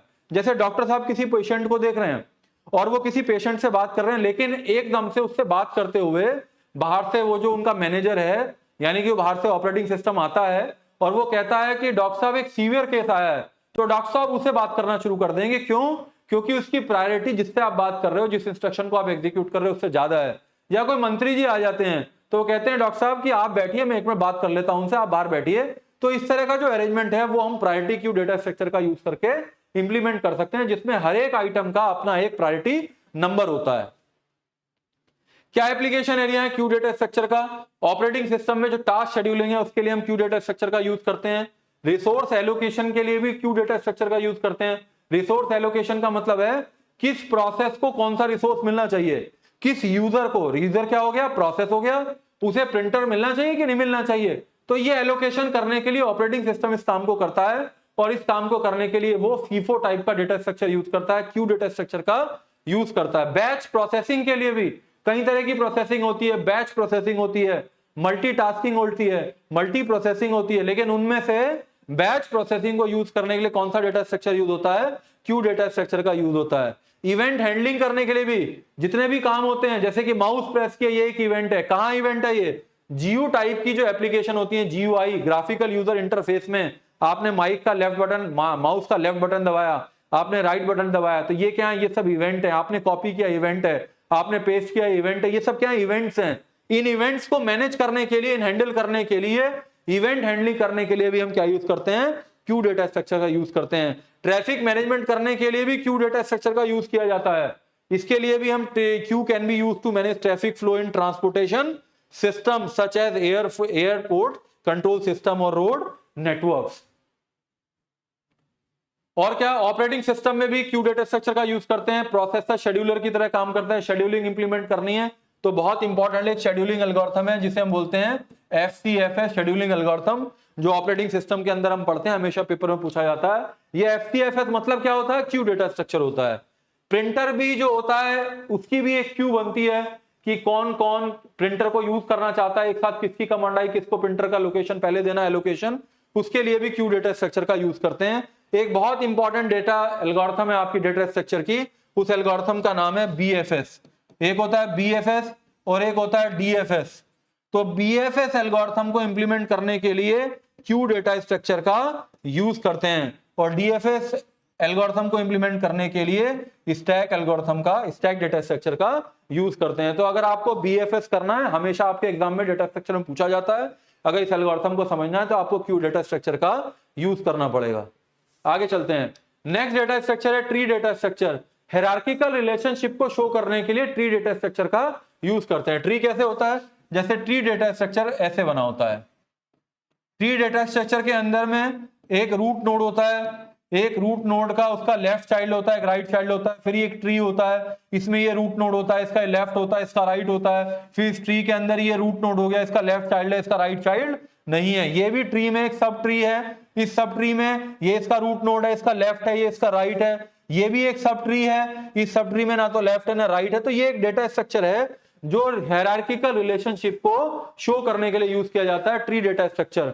ये साइक्लिक ग्राफ होता है, एक ग्राफ। नेक्स्ट जो लास्ट डेटा स्ट्रक्चर है वो ग्राफ है। ग्राफ के अंदर से साइकिल हटा दें। ग्राफ कैसे बनता है? ग्राफ ऐसे बनता है, ग्राफ ऐसे बनता है, ग्राफ ऐसे बनेगा। तो ये क्या है? जिसके अंदर एक साइकिल होती है। अगर आप इसके अंदर से ग्राफ में साइकिल हटा दें तो ये क्या बन जाएगा? ये एक ट्री बन जाएगा। ध्यान से देखें, ट्री दिखाई दे रहा है जिसमें ये रूट नोड है, ये इसका लेफ्ट नोड है, ये इसका राइट नोड है। इसलिए यहां पे क्या लिखा हुआ है? यहां पे लिखा है ये cyclic graph is also known as tree. Tree is also known as acyclic graph. इसमें एक रूट नोड होता है, ये रूट नोड होता है, इसमें एक लेफ्ट चाइल्ड होता है, लेफ्ट होता है, राइट चाइल्ड होता है। Used in decision making algorithms in artificial intelligence such as game playing sorting algorithms, expert system and decision trees. ये टर्मिनोलॉजी आपके आर्टिफिशियल इंटेलिजेंसी में आपको पढ़ने के लिए मिलेंगी। नॉलेज इंप्रूवमेंट करने के लिए आपको ये सब मालूम होना चाहिए। Being a computer science student, इसका आपको पूरा नॉलेज होना चाहिए। आप गूगल कर सकते हैं। एक्सपर्ट सिस्टम क्या होता है? जो अपने आप में डिसीजन ले सकता है। डिसीजन ट्रीज का यूज करके आप एक्सपर्ट सिस्टम को इंप्लीमेंट करते हैं, यानी कि हम ट्री डेटा स्ट्रक्चर को यूज करते हैं इस डिसीजन मेकिंग एल्गोरिथम को इंप्लीमेंट करने के लिए। चलिए आगे बढ़ते हैं। एप्लीकेशन क्या है? हायरार्किकल स्ट्रक्चर को इंप्लीमेंट करने के लिए ट्री डेटा स्ट्रक्चर का यूज करते हैं। जैसे आपकी डायरेक्टरीज होती हैं, डॉस जो ऑपरेटिंग सिस्टम है वो आपकी फाइल्स को, आपके फोल्डर्स को, आपकी फाइल्स को, फोल्डर को, डायरेक्टरीज को कैसे मेंटेन करता है? एक डायरेक्टरी होती है, फिर उसमें सब डायरेक्टरीज होती हैं, डायरेक्टरीज में सब डायरेक्टरीज होती हैं, फाइल्स होती हैं। तो हायरार्किकल स्ट्रक्चर को इंप्लीमेंट करने के लिए ट्री डेटा स्ट्रक्चर का यूज करते हैं। सर्चिंग एफिशिएंसी हो जाती है। सर्चिंग को एफिशिएंट तरीके से एग्जीक्यूट करने के लिए हम ट्री डेटा स्ट्रक्चर का यूज कर सकते हैं, और बहुत इंपॉर्टेंट डेटा स्ट्रक्चर है सर्चिंग को एफिशिएंट इंप्लीमेंट करने के लिए, दैट इज BST। हमेशा डेटा स्ट्रक्चर में ये क्वेश्चन पूछा जाता है, 10 नंबर का एक क्वेश्चन आ जाता है कि बाइनरी सर्च ट्री के बारे में बताइए या बाइनरी सॉर्टेड ट्री के बारे में बताइए। तो सॉर्टिंग को, सर्चिंग को बहुत इजीली इंप्लीमेंट करने के लिए हम कौन सा डेटा स्ट्रक्चर यूज करते हैं? ट्री डेटा स्ट्रक्चर का यूज करते हैं। सॉर्टिंग का मतलब होता है डेटा आइटम को अरेंज करना असेंडिंग ऑर्डर में और डिसेंडिंग ऑर्डर में। डायनेमिक इंप्लीमेंटेशन के लिए अगर दो तरह के डेटा स्ट्रक्चर हैं, एक तो static implementation of data structure और एक डायनेमिक इंप्लीमेंटेशन। डायनेमिक इंप्लीमेंटेशन करना है तो बहुत अच्छा एग्जांपल है ट्री डेटा स्ट्रक्चर। डायनेमिकली काम करना है, tree are dynamic data structures. Efficient insertion and deletion, ये ऑपरेशन है। किसी डेटा स्ट्रक्चर पे कौन कौन से ऑपरेशन हो सकते हैं? बहुत सारे ऑपरेशन हो सकते हैं। उनमें से दो इंपॉर्टेंट ऑपरेशन कौन से हैं? किसी डेटा स्ट्रक्चर के अंदर किसी आइटम को इंसर्ट करना और अकॉर्डिंग टू रिक्वायरमेंट किसी डेटा स्ट्रक्चर के अंदर किसी डेटा को रिमूव करना। तो ट्री डेटा स्ट्रक्चर के अंदर ये बहुत एफिशिएंटली हो सकता है। हायरार्किकल डेटा को like folder structure, organisation structure, organisation के अंदर एक वाइस चांसलर होंगे, जैसे यूनिवर्सिटी की बात करते हैं, चांसलर होंगे, वाइस चांसलर होंगे, रजिस्ट्रार होंगे, प्रो वाइस चांसलर होंगे, डीन्स होंगे, हेड ऑफ द डिपार्टमेंट्स होंगे, कोऑर्डिनेटर्स होंगे, क्लास काउंसलर्स होंगे। तो इस तरह की स्ट्रक्चर को रिप्रेजेंट करने के लिए हम ट्री डेटा स्ट्रक्चर का यूज करते हैं। बाइनरी सर्च ट्री बहुत अच्छी एप्लीकेशन है ट्री डेटा स्ट्रक्चर की, जो सर्चिंग जो ऑपरेशन है उसको बहुत ही एफिशिएंटली तरीके से इंप्लीमेंट करता है। आगे चलते हैं। तो बी ट्री भी आप इसके अंदर पढ़ेंगे, एग्जाम के अंदर पूछा जाएगा। ये भी बहुत अच्छा तरीका है to implement indexing in database. Database को एक्सेस करने के लिए इंडेक्सिंग ऑपरेशन की रिक्वायरमेंट होती है, इंडेक्सिंग कॉन्सेप्ट की रिक्वायरमेंट होती है। उसके लिए हम बी ट्री और बी प्लस ट्री को यूज करते हैं। सिंटेक्स ट्री भी होता है जिसे हम यूज करते हैं, वो भी ट्री है। जनरेशन ऑफ कोड कैसे होती है, इवैल्यूएशन कैसे होता है, अर्थमेटिक एक्सप्रेशन को कैसे सॉल्व करते हैं, उसके लिए सिंटेक्स ट्री का यूज करते हैं। स्पैनिंग ट्री आपके पेपर में आएगा। स्पैनिंग ट्री का मतलब है कि एक जगह से दूसरी जगह जाना है तो सबसे छोटा तरीका, सबसे छोटा रास्ता बताइए। तो उसके लिए हम क्या करते हैं? मिनिमम स्पैनिंग ट्री बनाते हैं, वो भी ट्री डेटा स्ट्रक्चर का। शॉर्टेस्ट पाथ पता करने के लिए वो भी ट्री डेटा स्ट्रक्चर का यूज करके बनाते हैं। अगर ऑर्गेनाइजेशन चार्ट बनाना है, जैसे मैं अभी बोल रहा था, चांसलर है, वाइस चांसलर है, डीन है, उसके लिए भी हम क्या यूज करते हैं? Tree data structure. Machine learning के एल्गोरिथम में भी हम ट्री डेटा स्ट्रक्चर का यूज करते हैं। डोमेन नेम सिस्टम, जब आप डोमेन नेम सिस्टम का मतलब क्या है? जैसे कि gmail.com, जैसे कि rediffmail.com, ये सब क्या डोमेन नेम है। इसके स्पेसिफिकेशन के लिए भी, इसके स्ट्रक्चर के लिए भी हम क्या यूज करते हैं? ट्री डेटा स्ट्रक्चर का यूज करते हैं। कंप्यूटर ग्राफिक्स के अंदर भी जहां पे हम डेटा को रिप्रेजेंट करते हैं GUI फॉर्म में, पिक्सल्स का यूज करके रिप्रेजेंट करते हैं, उसके अंदर भी हम ट्री डेटा स्ट्रक्चर का यूज करते हैं। लास्ट डेटा स्ट्रक्चर आते हैं ग्राफ। ग्राफ क्या होता है? ग्राफ होता है वर्टिसेस और एजेस का कलेक्शन। जैसे मैंने अभी एक ग्राफ बनाया था, ये ग्राफ मैंने बनाया है, ये ग्राफ है जिसमें ये क्या है? ये वर्टेक्स है, वर्टेक्स है, वर्टेक्स है, वर्टेक्स है, ये एजेस है, एज है, एज है, एज है, और इसमें हमेशा एक साइकिल होती है। ये हमेशा कैसे होता है? क्लोज्ड होता है, इसमें एक सर्किट होता है। तो ग्राफ क्या होता है? Graph is a data structure which is a collection of vertices and edges, जो दो सेट से मिलकर बनता है। एक सेट होता है सेट ऑफ वर्टिसेस, एक सेट होता है सेट ऑफ एजेस। तो ये बहुत इंपॉर्टेंट डेटा स्ट्रक्चर होता है। सेट ऑफ पॉइंट्स होते हैं जिन्हें नोड कहते हैं, वर्टिसेस। सेट ऑफ लाइन होती है जिन्हें एजेस कहते हैं। With each line joining one point two another, एक पॉइंट से दूसरे पॉइंट को जोड़ने के लिए एज का यूज करते हैं। सेट एजेस और वर्टिस का कलेक्शन होता है, सेट होता है, हायरार्किकल इन नेचर होता है। Real world problem can be implemented using graph. For example आपको सर्च इंजन ऑप्टिमाइजेशन करना है, सर्च इंजन यानी कि जैसे गूगल है या इंटरनेट है, as a graph where web pages are the nodes, यानी कि एक वेब पेज से दूसरे पेज पे जाते हैं, दूसरे तीसरे जाते हैं। तो ये वेब पेजेस क्या हैं? ये क्या है? वर्टिसेस हैं। और एक वेब पेज से दूसरे वेब पेज पे जाने के लिए जो रास्ता है जो तरीका है, जो एल्गोरिथम है, यानी कि जो कनेक्शन है, जो लिंक है, उसे क्या बोलते हैं? एज बोलते हैं। मेजर एप्लीकेशन क्या है? अगर फ्लो ऑफ कंप्यूटेशन आपको रिप्रेजेंट करना है तो ग्राफ का यूज करते हैं। गूगल मैप भी जो एप्लीकेशन है वो हमेशा किसका यूज करता है? ग्राफ का यूज करता है। फेसबुक जो यूजर्स हैं consider to be the vertices and if they are friends then there is an edge running between them. एक फ्रेंड से दूसरे फ्रेंड का जो कम्युनिकेशन है उसके बीच में वो तो एज हो गई, और ये जो फ्रेंड्स हो गए, जो यूजर्स हो गए, वो क्या हो गए? वो वर्टिसेस हो गए। तो फेसबुक में भी ग्राफ डेटा स्ट्रक्चर का यूज होता है। www में वेब पेजेस के बीच में कनेक्शन के लिए वर्टिसेस और एजेस का यूज करते हैं, यानी कि हम डायरेक्टेड ग्राफ जिसमें डायरेक्शन होती है, अनडायरेक्टेड ग्राफ जिसमें डायरेक्शन नहीं होती है। ऑपरेटिंग सिस्टम में भी ग्राफ डेटा स्ट्रक्चर का यूज होता है।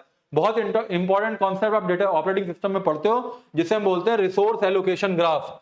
यानी कि बहुत सारे प्रोसेसेस हैं, बहुत सारे यूजर हैं, कुछ रिसोर्सेज हैं, किसको कौन सा रिसोर्स मिलना चाहिए उस एलोकेशन के लिए ग्राफ बनाते हैं। उस ग्राफ को बोलते हैं रिसोर्स एलोकेशन ग्राफ, शॉर्ट में इसे आरएजी के नाम से जाना जाता है।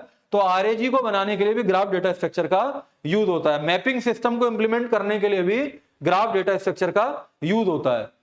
फेसबुक भी यूज करता है ग्राफ का, जिसमें सजेस्ट करता है, जैसे कि आपके पास सजेशन आते रहते हैं कौन फ्रेंड आपका बन सकता है, आपका फ्रेंड किस फ्रेंड से लिंक्ड है। तो ये लिंक क्या होता है? एक फ्रेंड दूसरा फ्रेंड क्या होता है? वर्टिसेस होता है। फेसबुक ग्राफ डेटा स्ट्रक्चर का यूज करता है।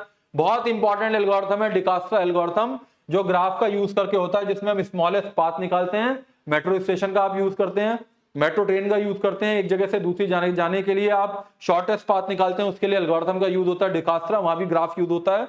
सोशल मीडिया साइट्स के ऊपर भी ग्राफ डेटा स्ट्रक्चर यूज होता है, जिनके बीच में लिंक को शो करने के लिए ग्राफ को यूज करते हैं। और graph are used in biochemical application. Biochemical बहुत एमर्जिंग रिसर्च एरिया है, एज स्ट्रक्चरिंग ऑफ प्रोटीन और डीएनए एटसेट्रा। इस एरिया में भी बायोकेमिकल इंजीनियरिंग के अंदर भी बहुत सारे प्रोसेस को एक्सप्लेन करने के लिए डेटा स्ट्रक्चर हम ग्राफ का यूज करते हैं। तो इस तरीके से हमने डिफरेंट डेटा स्ट्रक्चर्स के बारे में बात किया, और डिफरेंट डेटा स्ट्रक्चर का आपने पूरे सिलेबस में जितने डेटा स्ट्रक्चर आने चाहिए आने वाले हैं, आप पढ़ने वाले हो, जिसका आप एल्गोरिथम लिखने वाले हो, जिसका आप प्रोग्राम इंप्लीमेंट करने वाले हो, सारे एल्गोरिथम सारे डेटा स्ट्रक्चर का आपने आइडिया ले लिया। और program exam point of view से कि उनके क्या क्या एप्लीकेशन एरियाज हैं वो आपने पढ़ लिया। क्वेश्चन कैसे पूछे जाते हैं? जैसे कि 2017-18 में 2 मार्क्स में पूछा गया है, define the term data structure क्या होता है, list some linear non linear data structure, stating the application area where they will be use. तो आपको थोड़ा थोड़ा 2 नंबर में आपको पता होना चाहिए कितना लिखना है, तो आप 2-4 डेटा स्ट्रक्चर के बारे में बता सकते हैं और उनका एक एक एप्लीकेशन एरिया बता सकते हैं। जैसे 2 नंबर में पूछा गया है give some application of stack data structure, तो अभी हमने डिस्कस किया कि स्टैक के कौन कौन से एप्लीकेशंस हैं। एक क्वेश्चन ये 10 नंबर में पूछा गया था, उस 10 नंबर के क्वेश्चन में ये था what are application of doubly link list.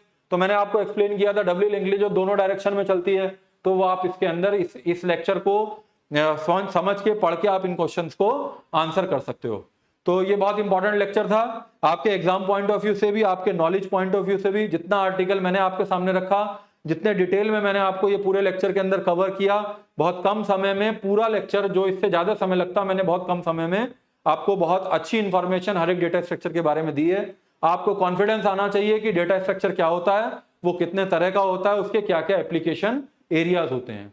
Next lecture में फिर से मिलते हैं। Thank you very much.